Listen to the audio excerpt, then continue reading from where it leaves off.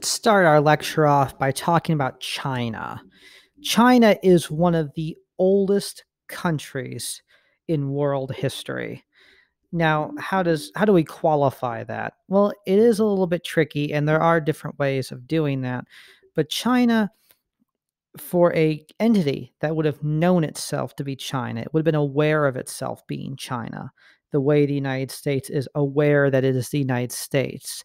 That kind of identity of being Chinese in a land known as China uh, is by far the oldest in existence. The Indians might oppose that idea, but China as a solid entity is really the oldest. And so let us start here with this power of Eastern Asia, really the historic power of Eastern Asia.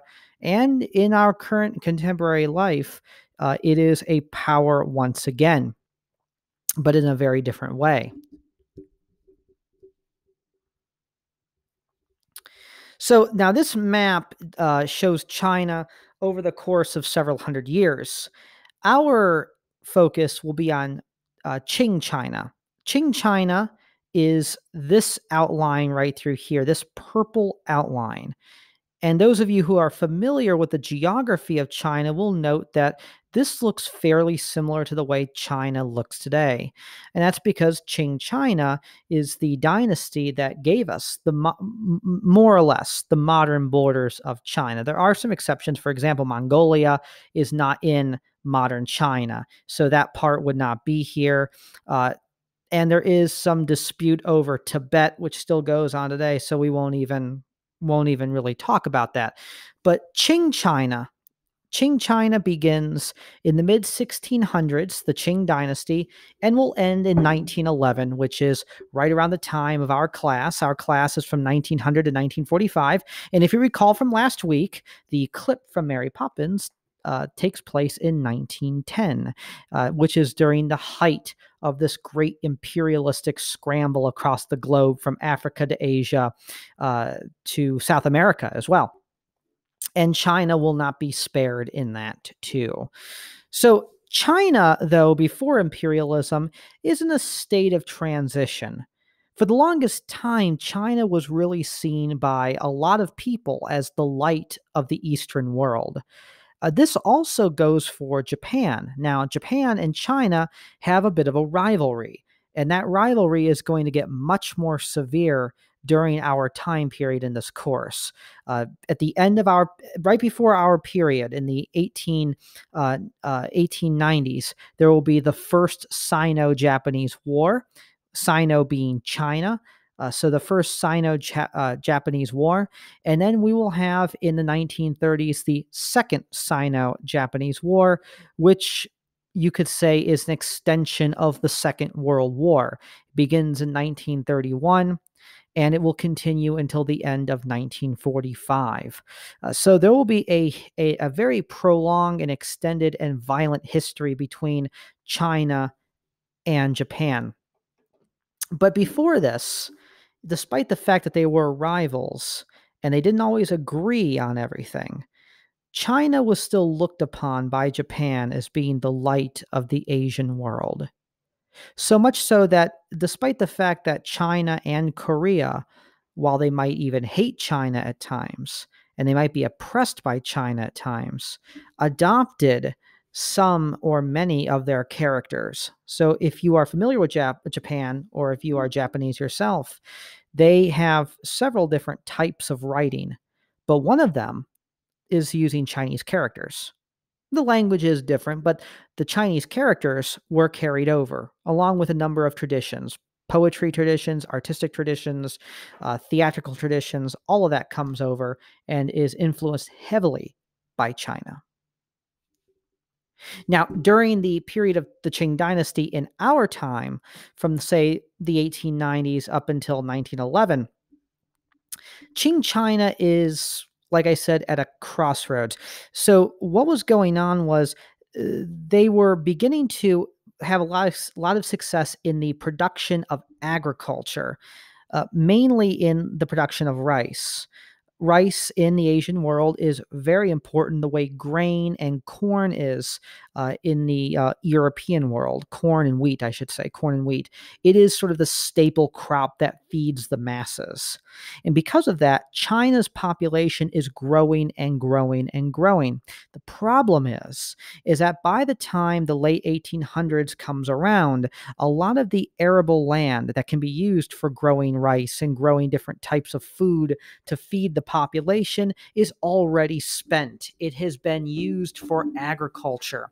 And so they are having a very difficult time growing enough food to feed their people. And if we will learn anything, especially when we talk about the Soviet Union, Russia up here, if we learn anything about a population, if it's hungry, it means there will be instability. And Qing China was the same way. People could not grow enough food. You also had another problem with industrialism. So China is attempting to industrialize like the rest of the world, but they have some problems with this. First, the taxation system. The taxation system in Qing China really favored agriculture over industry. Industrial complexes built in China, whether it was by native Chinese or foreign investors, were often taxed at a much higher rate than agricultural production.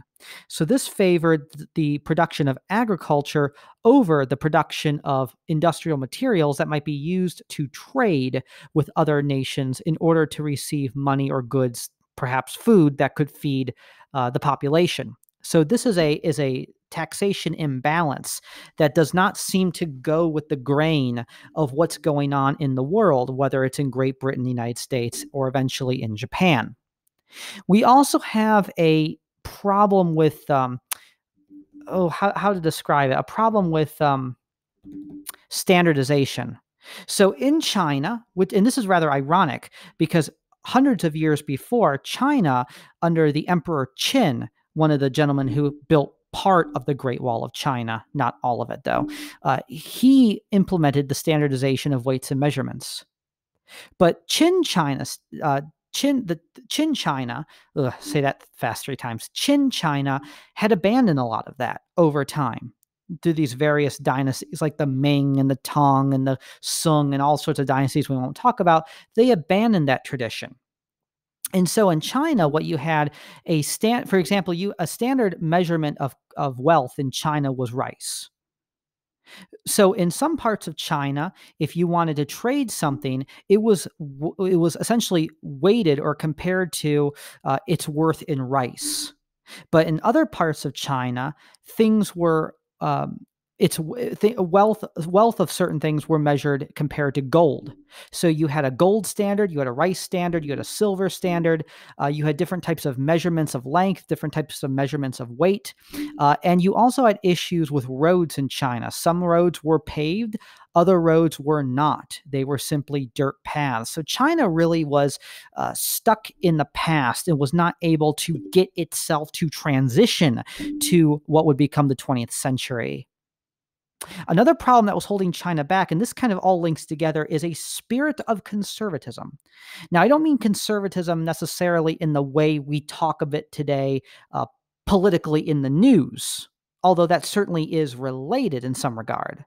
But I'm talking about kind of a overall social conservatism. That is to say, China wants to try and modernize itself, but there are a lot of people, including the Qing emperors and empresses, who will not do what is necessary to modernize.